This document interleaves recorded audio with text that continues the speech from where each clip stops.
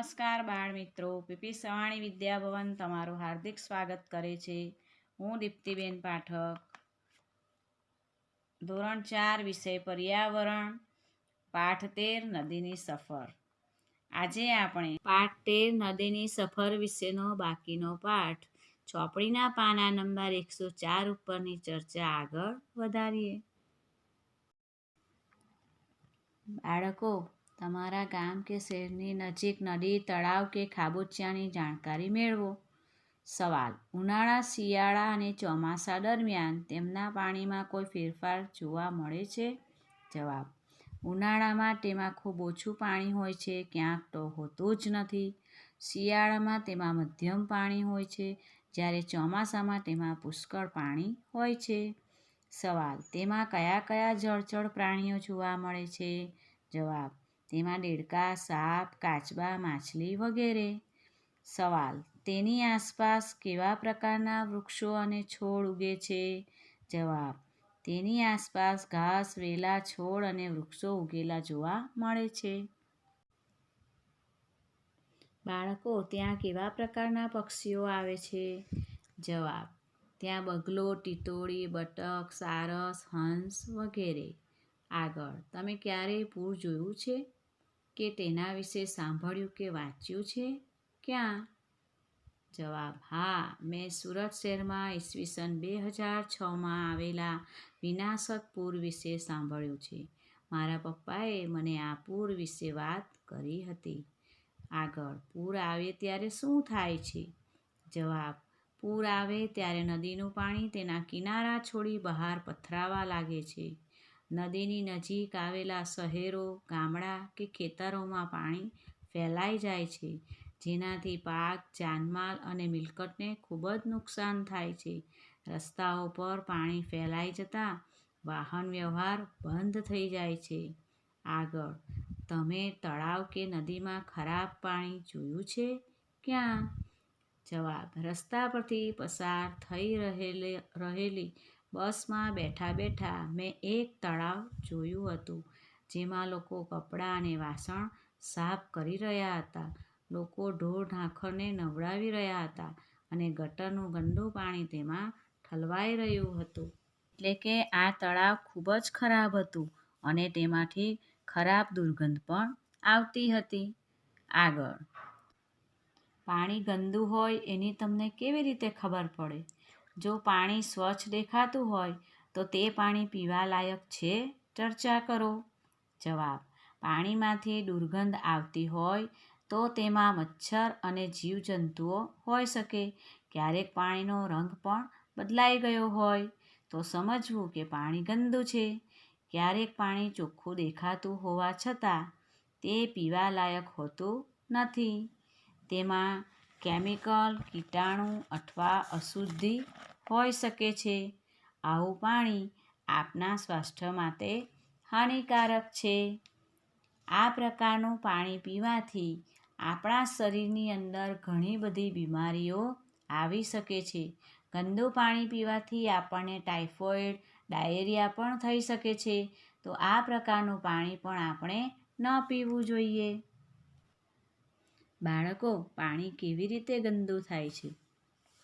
બાળકો, આપણે જોયું કે નદી પહાડોમાંથી નીકળે છે, ત્યારબાદ તે ગામડાં, શહેરો અને નગરોમાંથી પસાર થાય છે અને અહીંથી પસાર થતી વખતે અહીંયાના લોકો નદીના પાણીનો જુદી જુદી રીતે ઉપયોગ કરે છે.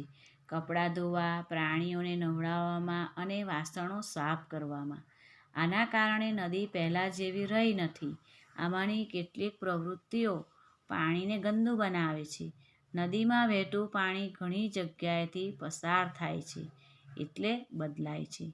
તળાવ અને મોટા ખાબોચિયામાં પણ પાણી આવા કારણથી ગંદુ થઈ શકે છે. બાળકો, તમે પીવાનું પાણી ક્યાંથી મેળવો છો? નદીમાંથી કે તળાવમાંથી? જવાબ: આપણા દરેકના ઘરે નળમાંથી જે પાણી આવે છે તે દરિયામાંથી તો આવી ન શકે, કારણ કે તે તો ખૂબ ખારો હોય છે.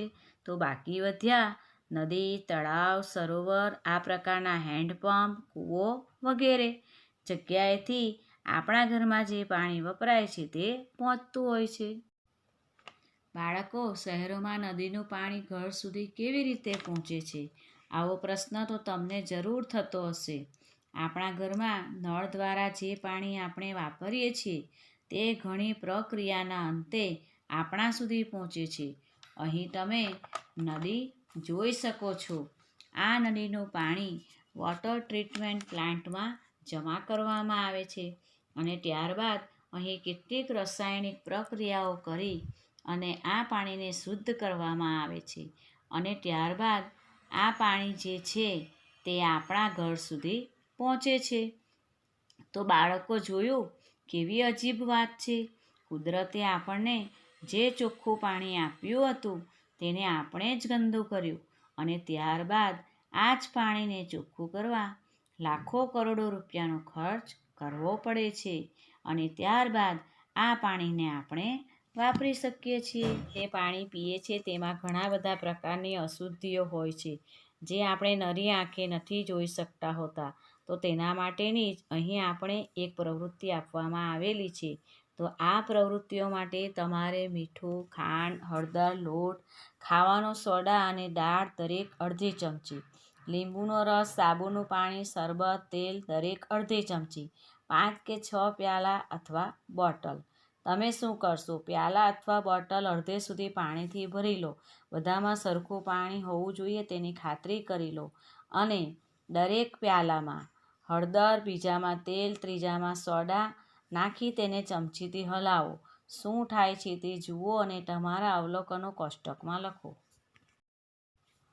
તો બાળકો, હવે આપણે જે પ્રયોગ કર્યો તેના પરથી આપણે એવું સાબિત કરી શકીએ કે ખાંડ, મીઠું, લીંબુનો રસ, હળદર, સાબુનું પાણી, શરબત અને ખાવાનો સોડા પાણીમાં ઓગળી જશે, જ્યારે લોટ, દાળ અને તેલ એ પાણીમાં ઓગળતા નથી.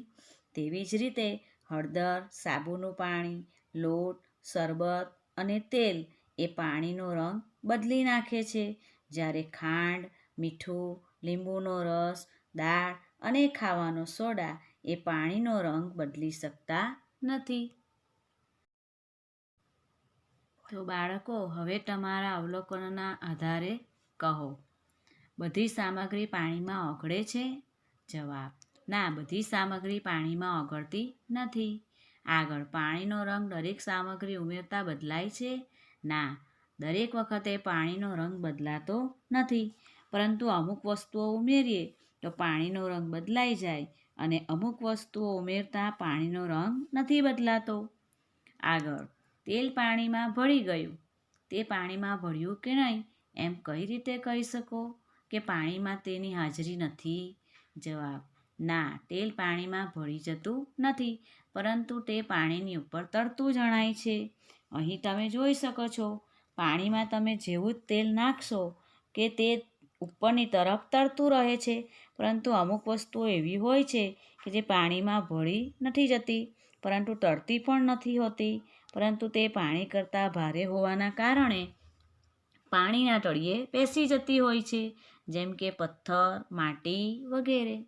હવે બાળકો, ખાંડ, મીઠું, લીંબુનો રસ, શરબત વગેરે જેવી સામગ્રીઓ પાણીમાં ઓગળે નહીં તો શું થાય? અનુમાન કરો. જવાબ: જો ખાંડ, મીઠું, લીંબુનો રસ, શરબત વગેરે જેવી સામગ્રીઓ પાણીમાં ઓગળે નહીં તો આપણે ઘણા સ્વાદનો આનંદ ન માણી શકીએ. આગળ, પથ્થર, ચોક, પ્લાસ્ટિક અને કચરો જેવી વસ્તુઓ પાણીમાં ઓગળે તો શું થાય એનું અનુમાન કરીએ.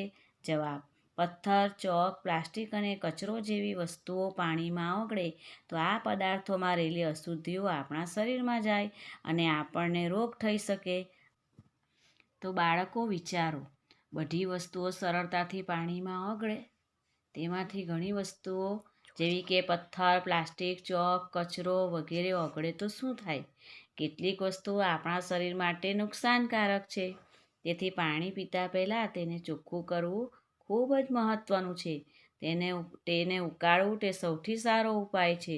જો કોઈ કારણસર એવું ના થઈ શકે તો તમે કોઈ બીજા ઉપાયો વિચારી શકો છો. સવાલ: તમારા ઘરમાં પીવાનું પાણી કેવી રીતે ચોખ્ખું કરવામાં આવે છે? જવાબ: અમારા ઘરમાં સૌપ્રથમ ઉકાળીને અને ત્યારબાદ પાણીને ગાળીને ચોખ્ખું કરવામાં આવે છે. સવાલ: ઘરે પાણીને ચોખ્ખું કરવાના જુદા જુદા ઉપાયો જાણીએ.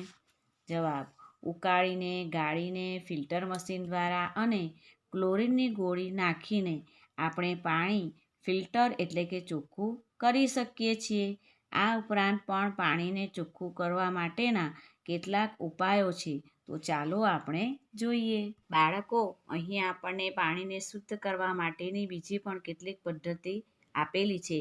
સર્વપ્રથમ પાણીને ગરમ કરવાથી તેમાં રહેલા કીટકોને દૂર કરી શકીએ છીએ, જેથી પાણી શુદ્ધ થાય છે. ત્યાર પછી પરંપરાગત રીતે વપરાતું ફિલ્ટર કે જેની અંદર પથ્થરોનો ઉપયોગ કરવામાં આવે છે. ત્યાર પછી પાણીને ચોખ્ખું કરવા માટે આપણે ફટકડીનો પણ ઉપયોગ કરી શકીએ છીએ. કૂવામાંથી જે પાણી કાઢવામાં આવે છે તે કંઈક આ પ્રકારનું દેખાય છે, પરંતુ તેમાં ફટકડી નાખવાથી તે શુદ્ધ થઈ શકે છે. પાણીને શુદ્ધ કરવાની કેટલીક ટીકડી કે ટેબ્લેટ્સ પણ બજારમાં ઉપલબ્ધ છે, જે પાણીની અંદર નાખવાથી પાણી શુદ્ધ થઈ શકે છે. અને વર્તમાન સમયમાં મોટાભાગના ઘરોમાં આરઓ અને યુવી ફિલ્ટરનો ઉપયોગ થાય છે, જેના દ્વારા પણ પાણી શુદ્ધ થઈ શકે છે. અને લેબોરેટરી તેમજ મોટી ફેક્ટરીઓની અંદર આ રીતે નિસ્યંદન કરી પાણીને શુદ્ધ કરવામાં આવતું હોય છે.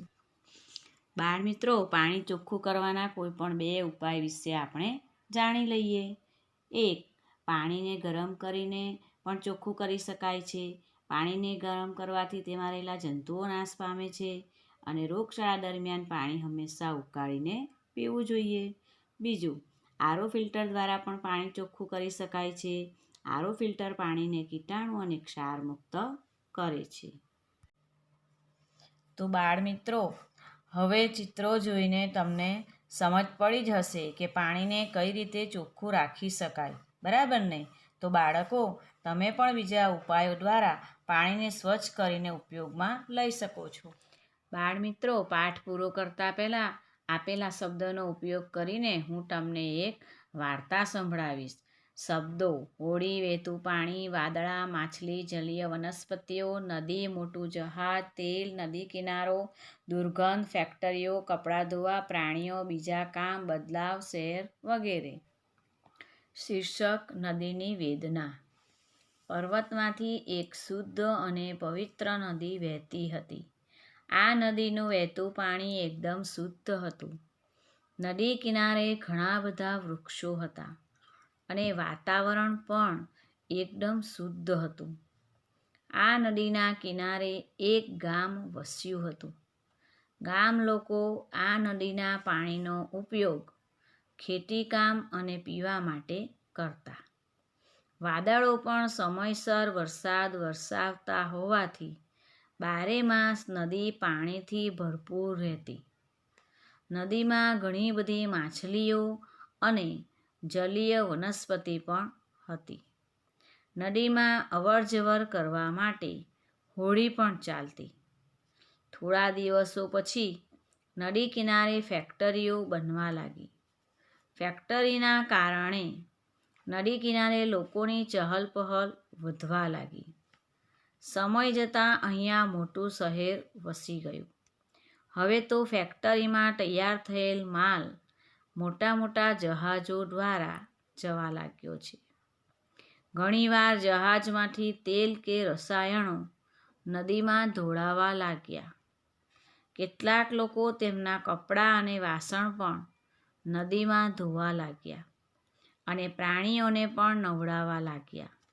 ઘરમાંથી નીકળતું ગંદુ પાણી પણ લોકો નદીમાં છોડવા લાગ્યા. આવી રીતે નદીમાં ઠેર ઠેર ગંદકીના થર જામી ગયા અને દુર્ગંધ આવવા લાગી. કેટલીક માછલીઓ અને જલીય વનસ્પતિ પણ નષ્ટ થઈ ગઈ. આ રીતે નદી પોતાની વેદના આપણી આગળ રજૂ કરે છે. તો આપણી પણ ફરજ છે કે આપણે નદીને હંમેશા ચોખ્ખી રાખવાનો પ્રયત્ન કરતા રહીશું. વાલા બાળકો, આ પાઠનો ધ્યાનપૂર્વક અભ્યાસ કરવા બદલ આપ સર્વ વિદ્યાર્થી મિત્રોનો ખૂબ ખૂબ આભાર. ફરી મળીશું એક નવા પાઠ સાથે. આવજો બાળમિત્રો.